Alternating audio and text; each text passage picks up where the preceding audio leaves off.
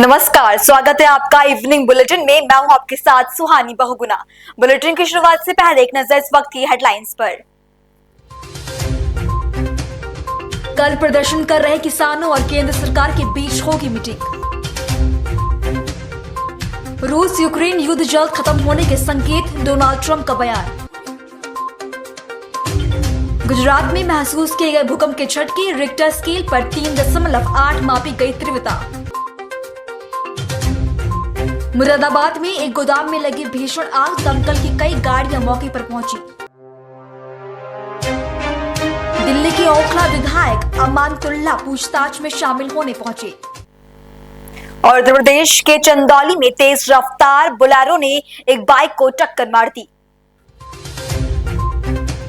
इस वक्त की बड़ी खबर आपको बता रही है, जहां तेज रफ्तार बोलेरो ने बाइक को टक्कर मार दी है। चंदौली की खबर है, ट्रक की ओवरटेक कर रही थी कार, हाईवे पर कार पलट गई। बोलेरो में फंसे लोगों को राहगीरों ने बाहर निकाला। बाइक सवार को गंभीर चोटें आई हैं, वहीं बोलेरो में सवार 5 लोग मामूली घायल हुए हैं। मौके पर पहुंची पुलिस ने घायलों को अस्पताल पहुंचाया। अलीनगर थाना क्षेत्र के झांसी गांव के समीप नेशनल हाईवे 19 का ये मामला है।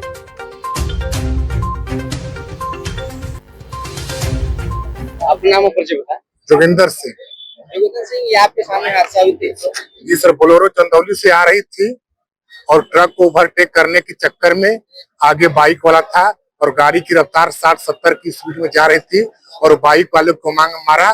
डिवाइडर में बोलेरो वाले लड़के के 20 फुट ऊपर से नीचे गिरा। उसके 5 बोलेरो में 5 लोग थे और बाइक वाला बहुत बुरी तरह से घायल हो गया और एक बैठा था, उसके पैर में चोट काफी लग गया। और उसके बाद समय हम लोग घटनास्थल पर मौजूद थे और दौड़ कर समय सभी मरीजों को निकाला। सभी लोग बोलेरो से सुरक्षित निकल गए और उनको उसके बाद सूचना दी गई। अलीनगर एसओ साहब तुरंत आए और अपने गाड़ी में लदवा करके हॉस्पिटल भेज दिए कमलापुर। कितने लोग घायल हैं?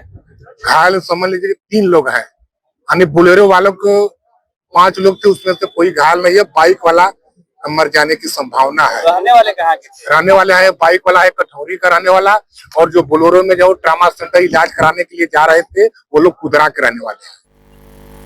आगरा में टेम्पो स्टैंड पार्किंग ठेकेदारों द्वारा दबंगई से उगाही की जा रही है।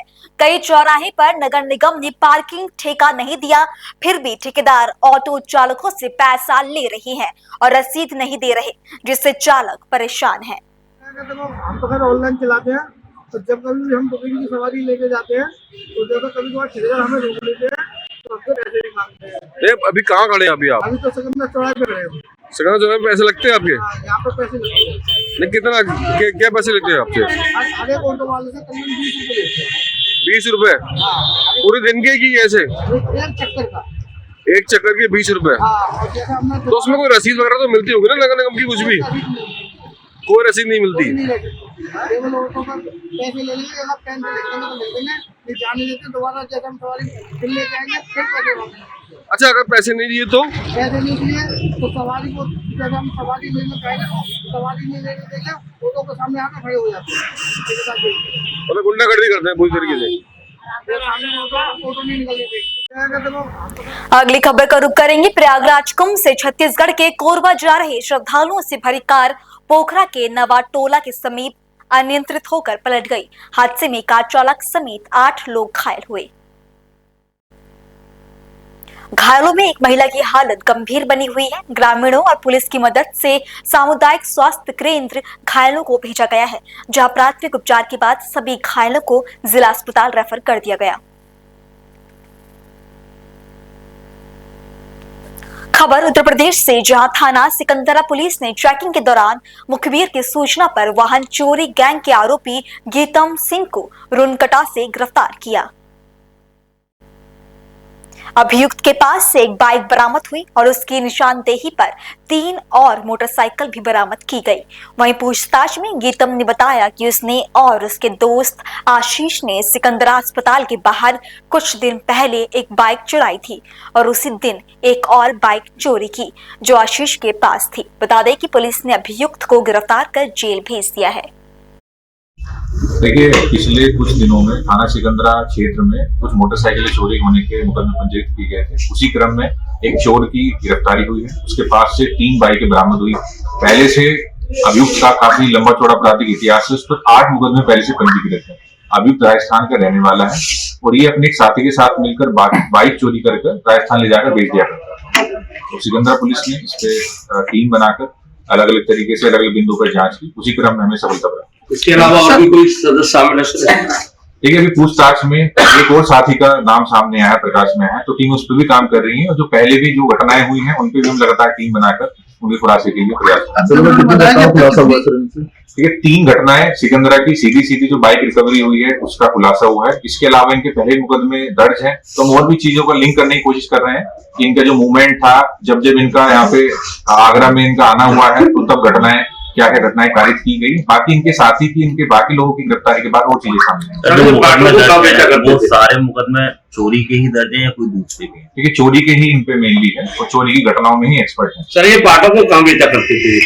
इनका अभी तक जो पूछताछ में सामने आया, क्योंकि दूसरे राज्य का प्रकरण था, यहाँ से ले जाकर कम दाम में मोटरसाइकिलें बेच दिया करते थे, जिन्हें अक्सर राजस्थान में या आसपास के बॉर्डर एरिया में लोग खुद इस्तेमाल में लेते थे। सर, उनको चिन्हित किया गया है क्या राजस्थान वालों? ठीक है, उस पर भी काम चल रहा है। आने वाले वक्त में आपको और इसमें बरामदगी और इनके साथ भी गिरफ्तार पुलिस आपके सामने।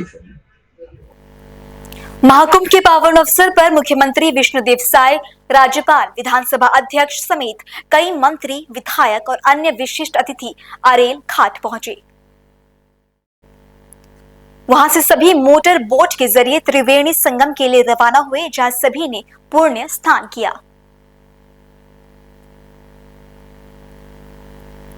सहारनपुर के नकुड़ क्षेत्र में चोरों के हौसले बुलंद हो गए हैं। चोरों ने यूनियन बैंक के सामने से एक प्लैटिना मोटरसाइकिल चोरी कर ली, जिसके बाद इलाके में डर का माहौल बन गया है।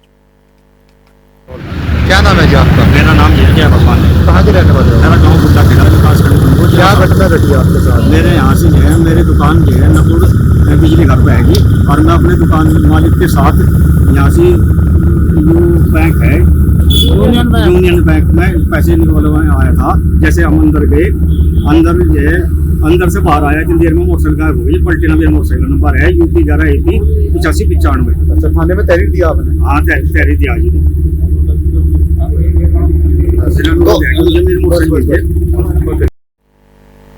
खबर उत्तराखंड के देहरादून से, जहां जनपद के आपदा कंट्रोल रूम में विभिन्न गांव, व्यक्तियों से और पुलिस नियंत्रण कक्ष से भी आग की कई कॉल प्राप्त हो रही थी।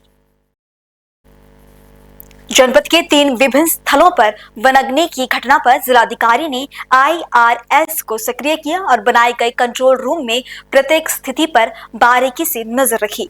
इस मॉक ड्रिल से जिलाधिकारी ने संशोधन के दमखम को परखा।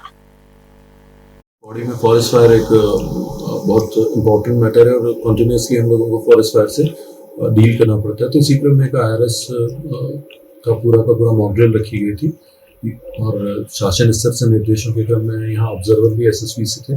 मल्टीपल डिपार्टमेंट्स ने इसमें पार्टिसिपेट किया। 2 साइट्स ऐसी रखी गई थी जहाँ पे मॉक ड्रिल होनी थी, एक सिगड़ और सेकंड हमारा तमलाग, और दोनों जगह पे कम्युनिटी पार्टिसिपेशन को भी, क्योंकि माननीय मुख्यमंत्री जी के द्वारा यही निर्देश दिए गए कि कम्युनिटी पार्टिसिपेशन के माध्यम से, जैसे पहले के समय में एक ओनरशिप होती थी, उसी लाइन पे हम लोगों को कम्युनिटी के एक्टिव इन्वॉल्वमेंट से फॉरेस्ट फायर को कंट्रोल करना है।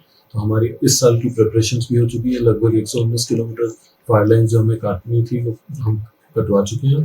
43,000 हेक्टेयर एरिया जो है हमारा फॉरेस्ट का, वहाँ कंट्रोल बनी हुई है और फर्दर भी हम लोग इसे रेगुलरली मॉनिटर करेंगे। प्लेज किया जाना या युवा महोत्सव किया जाना और इस तरीके के जो भी हमारे कम्युनिटी अवेयरनेस के मॉडल है उनको भी हम लोग अप्लाई करेंगे। शीतला खेत भी हमारी जो एक सक्सेसफुल मॉडल है, उसके लिए एक टूर भी हमारा गया था, एक्सपोजर विजिट हुआ था। उसी क्रम में अद्वानी में वैसे ही मॉडल को डेवलप करने के लिए 20 तारीख को उसको इनॉग्रेट भी करने वाले हैं। सहयोग चाहिए होता है। तो ये जो मॉक ड्रिल है, ये सेंसिटाइजेशन प्रोग्राम था सभी विभागों के लिए कि वनाग्नि जैसी जब घटना हो जाती है और बृहद स्तर पर हो जाती है तो इनकी क्या क्या रोल्स हैं।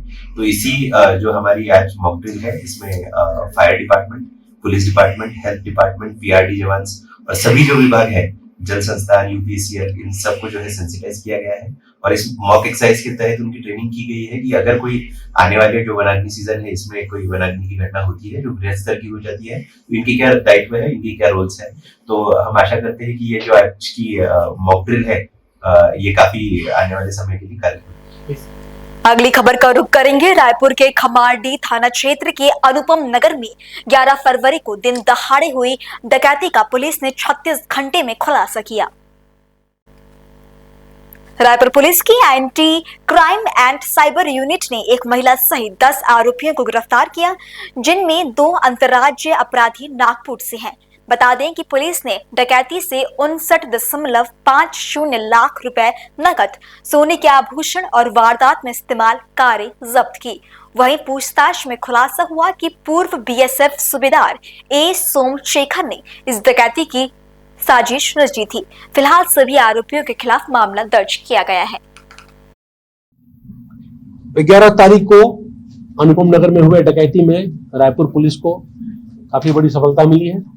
मैं वरिष्ठ पुलिस अधीक्षक और उनकी टीम को बहुत बहुत बधाइयां देता हूं कि 36 घंटे के अंदर उन्होंने 10 आरोपियों और करीब करीब संपूर्ण मसरूका को जब्त करने में सफलता पाई है।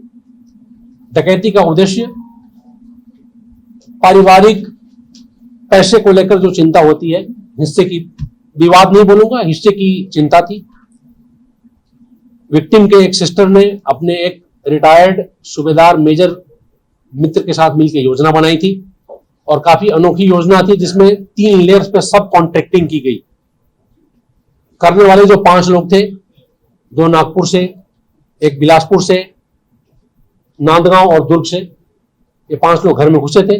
बाकी 5 लोग जो योजना के हिस्सा में थे, उन्होंने रेकी करने में और उस दिन पुलिस टीम पे निगरानी रखने में, साथ ही साथ एंटी डिटेक्शन मेजर्स जो होते हैं, मोबाइल एक जगह इकट्ठा करके कहीं और मिसलीड करने के लिए बैठने में महत्वपूर्ण भूमिका निभाई थी। घटना के तुरंत बाद करीब 6-7 घंटे के अंदर पैसे का बंटवारा हो चुका था और इनमें से एक आध आरोपी भागने के फिराक में थे, जब तक पुलिस को लीड मिली और इनको पकड़ा जा सका। आगामी 24 फरवरी को होने वाले देहरादून बार एसोसिएशन चुनाव के लिए नामांकन प्रक्रिया पूरी हो गई है। अध्यक्ष और सेक्रेटरी पद समेत विभिन्न पदों पर दिग्गज अधिवक्ताओं ने अपनी दावेदारी पेश की। इलेक्शन में बहुत सारे ऐसे मुद्दे हैं जिन पर जो हमारे वार्षिक चुनाव है एसोसिएशन का, जिन मुद्दों पर चुनाव होना चाहिए, एक बहुत बड़ा मुद्दा हमारे यहाँ है चैम्बर्स निर्माण का। ये जो पुरानी बिल्डिंग आप देख रहे हैं, इस बिल्डिंग से हम लोगों को विस्थापित किया जा रहा है और हमें भेजा जा रहा है नई बिल्डिंग, जिसमें सरकार के ऊपर ये भी आरोप है कि जो जगह हमें आवंटित सरकार ने की थी, उसमें भी कुछ दिक्कतें हमारे साथ आ रही है कि वो जगह हमें दी या नहीं दी, वो भी एक बड़ा इश्यू है।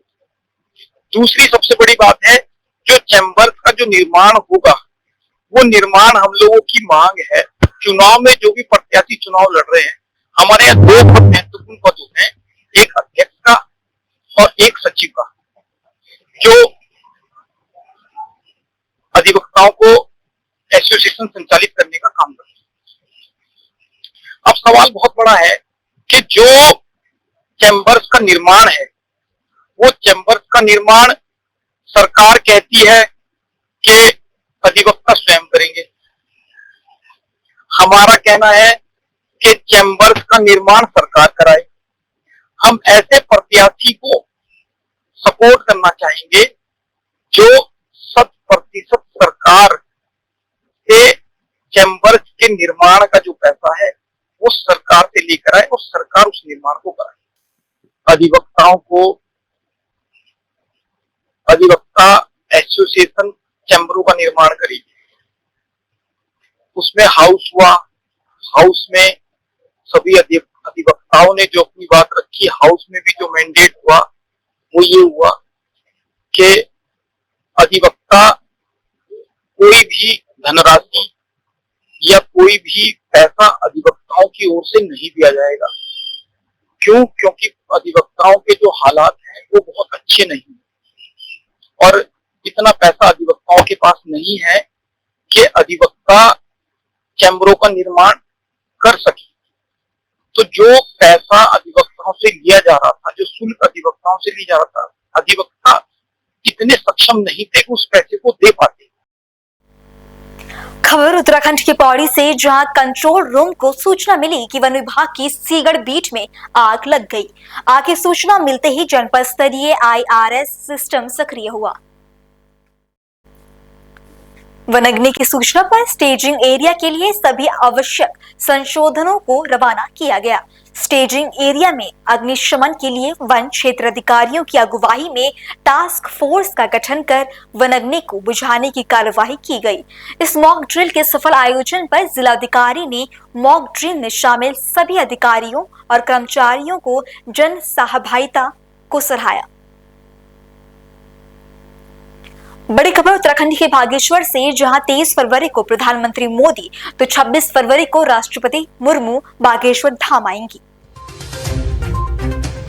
और इसी क्रम में सारे कर्मचारियों की छुट्टी रद्द हो गई है। राष्ट्रपति द्रौपदी मुर्मू बागेश्वर धाम में 251 कन्याओं के विवाह महोत्सव में शामिल हो सकती हैं। जिला प्रशासन ने सभी कर्मचारियों के अवकाश निरस्त कर दिए हैं। 11 फरवरी से 26 फरवरी तक अधिकारियों और कर्मचारियों के अवकाश निरस्त हुए हैं।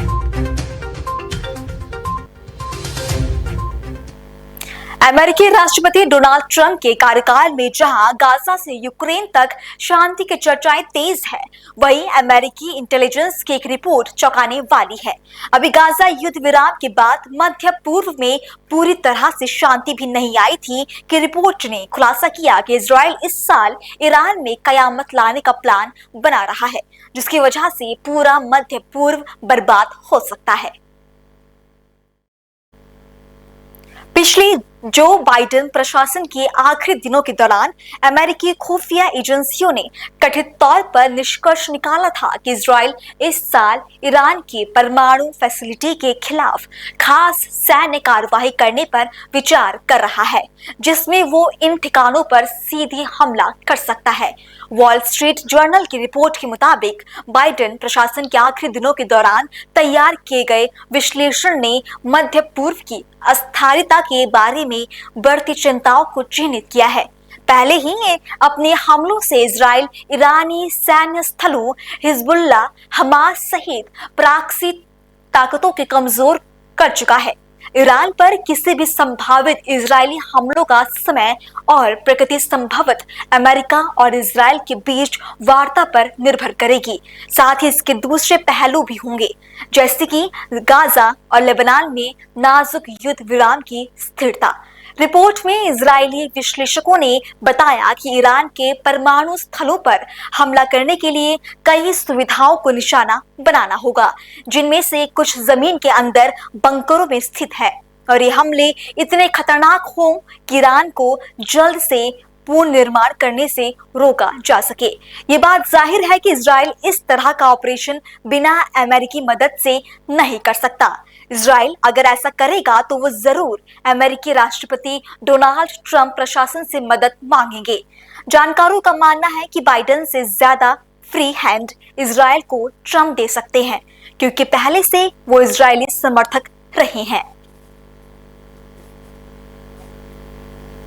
अगली खबर का रुख करेंगे। खबर कर्नाटक के हुबली से है, जहां हूधान नगर निगम ठेकेदार संघ के अध्यक्ष और महासचिव मोहन गौंडा ने लंबित बिलों का भुगतान न होने पर चेतावनी दी कि अगर तुरंत पैसे जारी नहीं किए गए तो सोमवार को सारा काम बंद कर दिया जाएगा। इस संबंध में हुबली धारवाड़ नगर निगम आयुक्त डॉक्टर रुद्रेश खाली ने ठेकेदारों से काम को बिना रोके जारी रखने की अपील की। 180 ಕೋಟಿ ರೂಪಾಯಿ ಈಗ ಲೆಕ್ಕದ ಖಾತೆಯಲ್ಲಿ ತಾವೇ ಪರಿಶೀಲನೆ ಮಾಡಿದ್ರು ಸಿಗ್ತೈತಿ, ನಾವು ಸ್ವತಃ ನಿಮ್ಗೆ ತೋರಿಸಿದ್ರು ಸಿಗ್ತೈತಿ, ಅವ್ರ ಕಮಿಷನರ್ ಕೇಳಿದ್ರು ಅದನ್ನೇ ಉತ್ತರ ಕೊಡ್ತಾರ। 120 ಕೋಟಿ ರೂಪಾಯಿ ಬಿಲ್ಗಳದಾವ ಇನ್ನು ಎಲ್ಲ ವಲಯಗಳ 12 ಝೋನ್ಗಳಲ್ಲಿ 3 ವಲಯ, ಒಂದು ಧಾರವಾಡ ವಲಯ, ಒಂದು ದಕ್ಷಿಣ ವಲಯ, ಒಂದು ಉತ್ತರ ವಲಯ ಅಂತ 3 ವಲಯ ನಮ್ಮ ಮಹಾನಗರ ಪಾಲಿಕೆ ಅದಾವ। ಆ 3 ವಲಯಗಳಿಂದ ಬರ್ಬೇಕಂದ್ರೆ 120 ಕೋಟಿ ರೂಪಾಯಿ ಬಿಲ್ ಆನ್ ದ ಕ್ಯೂ, ಅದನ್ನ ಸೈನ್ ಮಾಡಂತಂದ್ರ ನಾನು ಹಣಕಾಸಿನ ಪರಿಸ್ಥಿತಿ ನೋಡಿ ನಾನು ಸೈನ್ ಮಾಡ್ತೀನಿ ಅಂದ್ರೆ ಟೆಂಡರ್ ಕೊಡ್ಬೇಕಾದ್ರೆ ಎಲ್ಲಿ ಹೋಗಿತ್ತಿದ್ದಲ್ಲ ಜ್ಞಾನ? ಟೆಂಡರ್ ಕೊಡ್ಬೇಕಾರ ಅಲ್ಲಿ MIS ಅಂತ ಮೇಲಿದೆ ಒಂದು, ಆ MIS ಎಲ್ಲ ಫಂಡ್ ಅಪ್ಲೋಡ್ ಮಾಡ್ತಾರೆ, ಅವಾಗ ಜ್ಞಾನ ಇರ್ಲಿಲ್ಲ। ಈಗ ನನಗೆ ಸಮಯ ಕೊಡ್ರಿ, ನಾವು ಟೆಂಡರ್ ಇದು ಮಾಡ್ಬೇಕಂತ ಸೈನ್ ಮಾಡ್ಬೇಕಂತ ಹೇಳಿ ಕೆಲಸ ಮಾಡಿ ಸಾಲ ಸೂಲ ಮಾಡಿ ನಿಂತಂತ ಇವರೆಲ್ಲ ಗೊತ್ತಿದಾರ, ಮಾಡಿದ ಕೆಲ್ಸಕ್ಕೆ ಸೈನ್ ಮಾಡ್ರಿ ಅಂತಂದ್ರೆ ಮಾಡಂಗಿಲ್ಲ ಅಂತ, ನನಗೆ ಸಮಯ ಕೊಡ 15 ದಿವಸ 3 ದಿವಸ ಆಗಂಗಿಲ್ಲ, ನಿಮ್ ಇಷ್ಟ, ನೀವ್ ಏನ್ ಮಾಡ್ಕೋತಿ ಮಾಡ್ಕೋರಿ, ಕೋರ್ಟ್ ಹೋಗ್ತಾರೆ ಕೋರ್ಟ್ ಹೋಗ್ರಿ, ನಾನು ಫೇಸ್ ಮಾಡ್ತೀನಿ, ಉತ್ತರ ಕೊಡ್ತೀನಿ ಅಂತ ನಮ್ಮ ಮಾನ್ಯ ಗನೌಳ ಇವರ ಆಯುಕ್ತರು ಇರ್ತಾರ। ನಾವು ಏನ್ ಮಾಡ, ನಮ್ಮ ಸಂಕಟ ಯಾರಿಗ ನಾವು ಇವರು ನಮ್ಮ ಸ್ಪಂದನೆ ನಮ್ಮ ಸಮಸ್ಯೆಗೆ ಯಾವತ್ತೂ ಸ್ಪಂದನೆ ಮಾಡಿಲ್ಲ, ಮಾಡ್ತಾನೆ ಇಲ್ಲ. ಮೊದಲನೇ ಕಾಲದಾಗ ಏನಿತ್ತು, ಮಣಿವಣ್ಣನ ಅವರು ಕರೆಯೋದು 20 ಕೋಟಿ ರೂಪಾಯಿ ಬಜೆಟ್ನಾಗ 2 ಕೋಟಿ ರೂಪಾಯಿ ಕೊಟ್ಟರೆ ಇನ್ನು 4 ಕೋಟಿ ರೂಪಾಯಿ ಯಾವಾಗೂ ರಿಸರ್ವ್ ಬ್ಯಾಂಕ್ನಾಗ ಇರ್ತಿತ್ತು. ಅದು ಅಲ್ದಂತದ್ದು ಆರ್ಥಿಕ ದುಸ್ಥಿತಿ ಬಂದಾಗ ನಮ್ಮ ನೆಹರು ಮೈದಾನ ಇದು ಬ್ಯಾಂಕಿಗೆ ಗ್ಯಾರಂಟಿ ಕೊಟ್ಟು ಅವರಿಂದ ಓಡಿ ಪಡೆದು ನಮ್ಮ ಎಲ್ಲ ಬಿಲ್ ಪಾವತಿ ಮಾಡಿದ್ರು. ಆ ರೀತಿ ಮಾಡ್ರಿ ಅಂತ ನಾವು ಕೇಳಿದ್ರೆ ನಮಗ್ ಸಜೆಷನ್ ಕೇಳ್ತಾರೆ, ನಾನು ಏನ್ ಮಾಡ್ಬೋದು ಈಗ ನಿಮ್ಗೆ, ನೀವು ಸಜೆಷನ್ ಕೊಡಲ್ಲ ಅಂದ್ರೆ. ಹೌದು, ನಾವು ಇಲ್ಲಿ ಪಾಲಿಕೆ ಒಳಗ ಕೆಲಸ ಮಾಡ್ತೀವಿ ಅಂತಂದ್ರೆ ಇದ್ರ ಅರ್ಥ ನಾವು ಇದ್ರ ಭಾಗಿದಾರ ಅಂತಂದ್ರೆ ಇದನ್ನ ಸಮಸ್ಯೆ ಆಗ್ಬೇಕಾದ್ರೆ ನಮ್ಗೆ ಕೇಳಿದ್ರ ಇಲ್ಲ, ಬಿಲ್ ಬರ್ಬೇಕಾದ್ರೆ ಕೇಳಿದ್ರ ಇಲ್ಲ. ಈಗ ಬರೀ ದುಡ್ಡು ಕೇಳಿದಾಗ ಈಗ ಒಂಥರ ಐತೆ ಅಂತಂದ್ರೆ ತಾವು IAS KS ತಮ್ಗೆ ಗೊತ್ತಾಗ ಜ್ಞಾನ, ನಾವಲ್ಲ. ನಾವು ಓನ್ಲಿ PW ಕಾಂಟ್ರಾಕ್ಟರ್ ಅಂದ್ರೆ ಕೆತ್ತೋದು ಮೆತ್ತೋದು ರೋಡು ಗಟ್ಟರು ಬಿಲ್ಡಿಂಗು ಅಂತ ಮಾಡಿ ಬದುಕೋರು ನಾವು. ಈ ರೀತಿ ಅವ್ರು ನಮಗೆ ಪ್ರಶ್ನೆ ಕೇಳ್ತಾರೆ, ನಾವ್ ಯಾವ ರೀತಿ ಉತ್ತರ ಕೊಡೋಣ ಅವ್ರಿಗೆ? ಅವ್ರು ನಮಗೆ ಸ್ಪಂದನೆ ಮಾಡ್ಬೇಕು, ಅವ್ರು ನಾವು ಅವ್ರಿಗೆ ಉತ್ತರ ಕೊಟ್ಟ ಅವ್ರಿಗೆ ಉಳಿಸ್ಬೇಕಂತ ನಾವೇನ? ಇದು ಯಾವ ನ್ಯಾಯ ಸ್ವಾಮಿ? ನಾವು ಕೊಟ್ಟಿದ್ ನೋಡಿ ಸರ್, ಈಗ ಆಲ್ರೆಡಿ ಅವರಿಗೆ ಮನವಿ ಪ್ರಕಾರ ಏನ್ ಕೊಟ್ಟಿವಿ, ನಿಮ್ಗೆಲ್ಲಾ ಮನವಿ ಕೊಟ್ಟ ಪ್ರಕಾರ ಏನ್ ಕೊಟ್ಟಿವಿ, 3 ದಿನದೊಳಗ ನಮಗ 100 ಕೋಟಿ ರೂಪಾಯಿ ತಾವು ಯಾವುದೇ ರೀತಿ ಹೆಂಗೋ ಮಾಡ್ರಿ ಎಲ್ಲ ಪಾಲಿಕೆ ಗುತ್ತಿಗೆದಾರ ಕೊಡ್ರಿ. ಒಬ್ಬನಿಗೆ ನನಗೊಬ್ಬನಿಗಲ್ಲ, ಸುಮಾರು ಒಂದು 150 ಗುತ್ತಿಗೆದಾರ ಇಲ್ಲಿ ಪಾಲಿಕೆ ಕೆಲಸ ಮಾಡ್ತಾರೆ. ಒಬ್ಬೊಬ್ಬರಿಗೆ ಎಷ್ಟು ಬಿಲ್ ಅಷ್ಟು ಕೊಟ್ರೆ ಸಾಕು, ಸೀನಿಯಾರಿಟಿ ಪ್ರಕಾರ ಕೊಡ್ರಿ ಅಂತ ಹೇಳಿ. ನನ್ನ ಕೈಲಿ ಆಗಂಗಿಲ್ಲ, ನನಗೆ 15 ಟೈಮ್ ಕೊಡ್ರಿ, 1 ದಿವಸ ಟೈಮ್ ಕೊಡ್ರಿ, 1 ತಿಂಗಳು ಟೈಮ್ ಕೊಡ್ರಿ ಅಂದ್ರೆ 3 ತಿಂಗಳು ಟೈಮ್ ಕೊಡ್ರಿ ಅಂದ್ರೆ ನಾವ್ ಎಲ್ಲಿ ಇರೋನ್ ಸರ್? ಸಾಲ್ಗಾರ್ ಕೇಳ್ತಾರ ಈಗಂತಾರ ಅದೇ ಉಡಾಪಿ ಮಾತು. ನೀವೇನ್ ಮಾಡ್ಕೋಗ್ರಿ. ನೆಕ್ಸ್ಟ್ ನಾವು ಮುಂದಿನ ಸೋಮವಾರದಿಂದ ಟೈಮ್ ಕೊಟ್ಟಿ 3 ದಿನ, ಯಾಕಂದ್ರೆ ಫಾರ್ಮಾಲಿಟಿ ಪ್ರಕಾರ ಅವ್ರಿಗೆ ಕೊಡ್ಬೇಕಾಗ್ತೈತಿ. 3 ದಿನದೊಳಗೆ ಯಾವ್ದೇ ರೀತಿ ತಗೊಂಡು ನಮ್ಮನ್ನ ಗುತ್ತಿಗೆದಾರ ಸಂಘದವ್ರು ಕರೆದು ನಮ್ಮ ವಿಶ್ವಾಸ ತಗೊಂಡು ನಮ್ಮ ಪಾಲಿಕೆ ಬರ್ಬೇಕಾದ ಹಣಗಳಲ್ಲಿ ಬಿಡುಗಡೆ ಯಾವ ರೀತಿ ಮಾಡ್ತಾರೆ ಸಮಾಧಾನ ಹೇಳಿದ್ಮೇಲೆ ಮುಂದಿನ ದೃಷ್ಟಿ ಮಾಡ್ತೀವಿ. ಅದು ವೇಳೆ ಅದು ಒಪ್ಪದೇ ಇದ್ದಲ್ಲಿ ಸೋಮವಾರ ದಿನ ಎಲ್ಲ ಕಾಮಗಾರಿಗಳು ಬಂದ್ ಮಾಡಿ ನಾವು ಮೌನ ಪ್ರತಿಭಟನೆ ಮಾಡ್ತಾ ನಾವೇನ್ ಮಾಡ್ತೀವಿ, ಅದು ಅನಿರ್ದಿಷ್ಟ ಪ್ರತಿಭಟನೆ, ಇವತ್ತ ಮುಗಿಸ್ ನಾಳೆ ಮುಗಿಸಂತಲ್ಲ, ಅನಿರ್ದಿಷ್ಟವಾಗಿ ಪ್ರತಿಭಟನೆ ಮಾಡಿ ನಮ್ಮ ಹಕ್ಕಿಗೋಸ್ಕರ ನಾವು ಹೋರಾಟ ಮಾಡ್ತೀವಿ. ನನ್ನ ಹೆಸರು ಪಂಪಣ್ಣ ಅಂಬಿಗೇರ್ ಅಂತ ಹೇಳಿ, ಹುಬ್ಬಳ್ಳಿ ಧಾರವಾಡ ಮಹಾನಗರ ಪಾಲಿಕೆ ಗುತ್ತಿಗೆದಾರ ಸಂಘದ ಪ್ರಧಾನ ಕಾರ್ಯದರ್ಶಿ. ಹದಗೆಟ್ಟು ಹೋಗೈತ್ರಿ. ಹದಗೆಟ್ಟ ಕಾರಣ ಏನಪ್ಪಾ ಅಂದ್ರೆ ಟೆಂಡರ್ ಕರೀದು ಒಂದು, ಪಾಲ್ಸಿ ಕೊಡುದು ಒಂದು, ಕೆಲಸ ಮಾಡಿ 1 ವರ್ಷ 1.5 ವರ್ಷ ಆದವ್ರಿ, ಇನ್ನು ಪಾಲ್ಸ್ ದುಡ್ಡು ಇಲ್ಲ ಅಂದಾಗ ಏನ್ ಮಾಡ್ಬೇಕ್ರಿ ನಾವು? ಕಾಂಟ್ಯಾಕ್ಟ್ ಎಷ್ಟು ದಿವಸ ಅಂತ ಕೇಳೋಣ? ಎಲ್ಲಾ ದಿವಸ ಕೇಳಿ ಕೇಳಿ ಕೇಳಿ ಕೇಳಿ ಕೇಳಿ ಸಾಕಾಯ್ತು. ಸಾಕಾದ ನಂತರ ನಾವೇನ್ ಮಾಡ್ಯಾರಿ, ಕಮಿಷನರ್ ಕಡೆ ಹೋಗ್ಯಾವಿ. ಕಮಿಷನರ್ ಕಡೆಗಿಂದ ಬರೇ ಉಡಾಪಿ ಹಾರ್ಕಿ ಮಾತಾಡ್ಲಿಕ್ಕತ್ತಾರ. ದುಡ್ಡು ಕೊಡೋ ವಿಚಾರದಾಗ ಇಲ್ಲೇ ಇಲ್ಲ ಅವರು. ದುಡ್ಡು ಕೊಡ್ರಿ ಇಂಥ ದಿವಸ ಕೊಡ್ತೇನೆ ಮಾಡ್ತೇನೆ ಅಂತ ವಿಚಾರದಾಗ ಇಲ್ಲ. ಹಂಗಾಗಿ ಪರಿಸ್ಥಿತಿ ನಮ್ದು ಏನಾಗಿಬಿಟ್ಟಿದ್ದ, ಸಾಲ ಸುಧ ಮಾಡಿ ಮನಿ ಒಳಗ ಬಂಗಾರ ಅಡವಿಟ್ಟು ಎಲ್ಲ ಕೆಲಸ ಮಾಡಿ ತಗೊಂಬಂದ್ರ ನಮ್ಗೆ 1 ವರ್ಷ ಐತ್ರಿ, ಇನ್ನೂ ಬಿಲ್ ಆಗ್ತಾ ಇಲ್ಲ. ಅಂದಾಗ ಏನ್ ಮಾಡೋಣ, ಅದಕ್ಕೆ ಲಾಸ್ಟ್ಗೆ ನೋಡ್ಕೊಂಡು ನಾವೇನ್ ಮಾಡೇವಿ, ಒಂದು ಕಾಂಟ್ರಾಕ್ಟರ್ ಸಂಘದವ್ರು ಎಲ್ಲಾರು ಕೂಡ್ಕೊಂಡು ಇತ್ಯರ್ಥಕ್ಕೆ ಬಂದು ನಾವು ಸ್ಟ್ರೈಕ್ ಕುಂದಿರ್ಬೇಕಂತ ವಿಚಾರಕ್ಕೆ ಬಂದಿವಿ ಸಾಹೇಬ್ರ. ನಾವು ನನ್ನ ಹೆಸರು ಮೋಹನ್ ಗೌಡರು, ಗುತ್ತಿಗೆದಾರ ಸಂಘದ ಅಧ್ಯಕ್ಷರು ಸಾಹೇಬ್. ಮಹಾನಗರ ಪಾಲಿಕೆಗೆ ಸಂಬಂಧಪಟ್ಟಂತೆ ಎಲ್ಲ ನಮ್ಮ ಗುತ್ತಿಗೆದಾರರು ಆಫೀಸಿಗೆ ಬಂದು ಒಂದು ಮನವಿ ಕೊಟ್ಟರು, ಆದಷ್ಟು ಬೇಗ ನಮ್ಮ ಬಿಲ್ಸ್ ಏನು ಪೆಂಡಿಂಗ್ ಇದೆ ಅದನ್ನು ಪೇಮೆಂಟ್ ಮಾಡ್ರಿ ಅಂತ ಒಂದು ಬೇಡಿಕೆ ಇತ್ತು. ನಾವು ಅದನ್ನ ಸ್ವಲ್ಪ ಈಗ ಟ್ಯಾಕ್ಸ್ ಕಲೆಕ್ಷನ್ ಲಾಸ್ಟ್ 2 ಮಂತ್ಸ್ ಅಂದರೆ ಫೆಬ್ರವರಿ ಮತ್ತು ಮಾರ್ಚ್ ಸ್ವಲ್ಪ ಟ್ಯಾಕ್ಸ್ ಕಲೆಕ್ಷನ್ ನಮ್ಮದು ಕಮ್ಮಿ ಇದೆ. ಅದಕ್ಕಾಗಿ ಸ್ಪೆಷಲ್ ಟೀಮ್ಸನ್ನು ನಾವು ಡಿಪ್ಲಾಯ್ ಮಾಡಿದ್ದೀವಿ. ಸೊ ಟ್ಯಾಕ್ಸ್ ಕಲೆಕ್ಷನ್ ಜಾಸ್ತಿ ಮಾಡಿ ಗುತ್ತಿಗೆದಾರರಿಗೆ ಏನು ಬಾಕಿ ಬಿಲ್ಸ್ ಇದೆ ಅದನ್ನು ನಾವು ಆದಷ್ಟು ಬೇಗ ಕ್ಲಿಯರ್ ಮಾಡ್ತೀವಿ ಅಂತ ಅವ್ರಿಗೆ ಮನವರಿಕೆ ಮಾಡಿದೆ. ಈ 120 ಕೋಟಿಗೆ ಇದ್ರಲ್ಲಿ 100 ಕೋಟಿ ಕೊಡಬೇಕು. ಇದಕ್ಕೆ ಸೋಮವಾರ ದಿನ ನಾವು ಅನಿರ್ದಿಷ್ಟ ಮುಷ್ಕರ ಮಾಡ್ತಾ ಇದ್ರೆ ತಾವು ಅದಕ್ಕೆ ಏನು ಅವ್ರದ್ದು ಬೇಡಿಕೆ ಇತ್ತು, ನಾವು ಮನವಿ ಮಾಡಿದೀವಿ ಆ ತರ ಸ್ಟಾಪ್ ಮಾಡಬೇಡ್ರಿ ವರ್ಕ್ಸ್ ಅನ್ನ, ಯಾಕಂದ್ರೆ ಇವೆಲ್ಲ ಸಾರ್ವಜನಿಕರಿಗೆ ಸಂಬಂಧಪಟ್ಟಂತ ಕೆಲಸ ಇದೆ. ಸೊ ಅದಕ್ಕೆ ಈ ಮುಖಾಂತರ ಅವ್ರಿಗೆ ಮನವಿ ಮಾಡ್ತೀನಿ, ದಯವಿಟ್ಟು ಯಾವ್ದಾದ್ರು ಸ್ಟಾಪ್ ಮಾಡಬೇಡ್ರಿ, ಕಂಟಿನ್ಯೂ ಮಾಡ್ರಿ. ನಮ್ಗೆ ಯಾವ ತರ ಟ್ಯಾಕ್ಸ್ ಕಲೆಕ್ಷನ್ ಆಗುತ್ತೆ ಅದ್ರ ಬೇಸ್ ಮೇಲೆ ತಮ್ಮದು ಏನ್ ಪೇಮೆಂಟ್ಸ್ ಇದೆ ಅದನ್ನ ಆದಷ್ಟು ಬೇಗ ಕ್ಲಿಯರ್ ಮಾಡ್ತೀವಿ. उत्तर प्रदेश की सबसे बड़ी tennis ball cricket league LLC 10-10 league का रोमांच चरम पर पहुंच गया है। जैसे जैसे टूर्नामेंट नजदीक आ रहा है, फैंस के बीच इसके शेड्यूल को लेकर उत्सुकता बढ़ गई है। तो हम आपको बता दें कि LLC 10-10 का शेड्यूल जारी हो चुका है। इस टूर्नामेंट की शुरुआत 13 फरवरी को यानी आज से हो गई है, जबकि फाइनल मैच 22 फरवरी को खेला जाएगा। इस टूर्नामेंट में कुल मिलाकर 24 मैच खेले जाएंगे, जिनमें 12 टीमों शामिल हैं। वहीं स्टेडियम की शानदार तैयारियां की तस्वीरें सोशल मीडिया पर साझा की गई, जो दर्शकों को आकर्षित कर रही है। लखनऊ में आयोजित की जा रही LLC 10-10 tennis ball cricket league का रोमांच वेव्स के जरिए अब देश के घर घर पहुंचेगा। टूर्नामेंट की लाइव स्ट्रीमिंग वेव्स ऐप पर उपलब्ध होगी, जिससे दर्शक घर बैठे मैचों का आनंद ले सकेंगे। इस टूर्नामेंट में भाग लेने वाली टीमों और खिलाड़ियों की जानकारी के लिए आधिकारिक सोशल मीडिया पेजों पर अपडेट्स उपलब्ध हैं। और इस खबर के साथ ये बुलेटिन यहीं समाप्त होता है। देश और दुनिया की बाकी तमाम खबरों के लिए आप देखते रहें पल्स 24 न्यूज। नमस्कार।